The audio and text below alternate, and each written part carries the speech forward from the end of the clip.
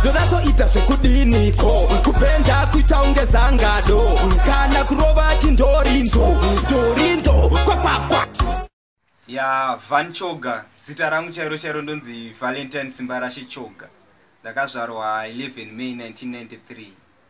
Ndakazvarirwa kwainzi kwa Acadia kumakaradi kweko. Ndobva ndazouya ndatanga kugara kuruwa. Music yangu ini ndakaitanga 2005. Ndandori kadiki chaiko paingoti pakanzi gigika.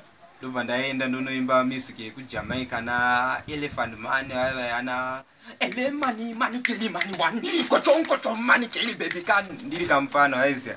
Saka ndakatongoona kutoti vanhu vaitongonakirwa neart rangu ndo ndati aiwa maya rega ndikontinue nemusic. Ndo ndazotanga kurekoda 2010 ndanyora form 4 yangu. Ndo pandakatanga kurekoda. 2010 ndo pandakatanga kurekoda. Song yangu yekutanga yainzi ini nakubva ivangu planet marasta mani kuri kubadana muzibhakira chesu dhururani yake uri bafu yakajamani TJ mani. Ndo yandakatanga kurekoda waiziya. Ndichitongopinda mustudio ka vanhu vakangotanga kutongonakirwa.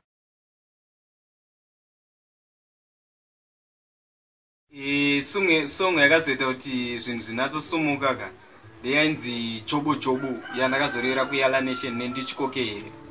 But yakazonyanyotrend yakasvika munzeve dzevanhu yecorona yainzi 21 days muteni takavharirwa 21 days hapana anobvumirwa 21 days kubuda achimberereka nekuti kune chirwere chinonzi corona 21 days.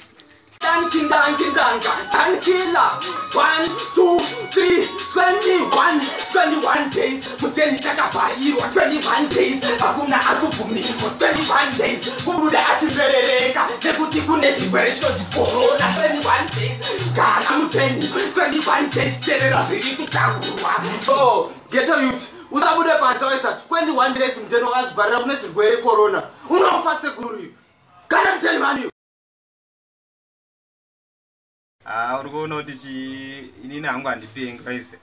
Vanhu vanonga ndiri kupenga vanonga zvitorasika because inini music yandakandi-inspire ka majamaicans ukatarisa kana Ninja Man, ukatarisa kana Caputon, ukatarisa kana Buju Banton, ukatarisa Elephant Man ka energy dzavanenge vainadzo pastage ndo zvakangondi-inspire.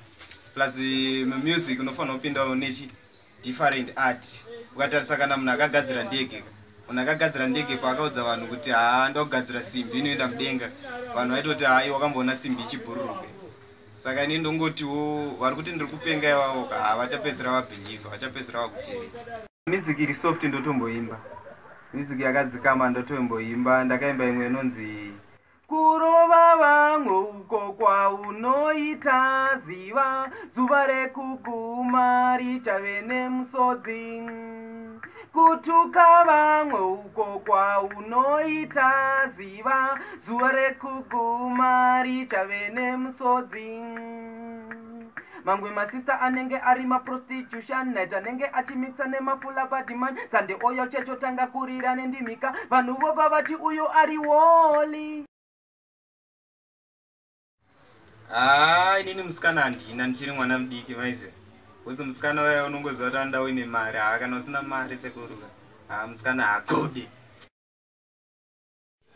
Ndoda kutenda Dankila ndisina mari ka aitonditi uya kustudio, ndikamuudza kuti aona ndine song handamari, oti uya kustudio ende song yacho yaibva yaita hit.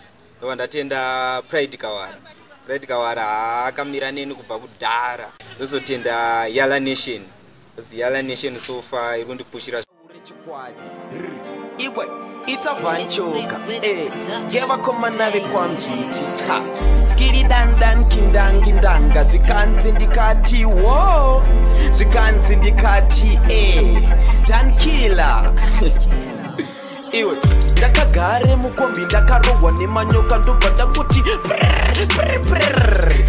ano ite sei, anovhunduka kangwi ndongoona gero richifambe murodhi ndorihaga ndoti shaziwe wawe gero rangu anoita sei ngwi anovhunduka kangwi uchifamba tonazivosangana nebenzi rokurova mbama kuti kwakwa anoita sei anovhunduka kangwi mangosvika pa10 muchirya sadza ndarohwa nenzara ndokubvutira inotanga kurya kufundisa vanhu vanovhundukaka takagare mudheni panang'ana rongoriyo ku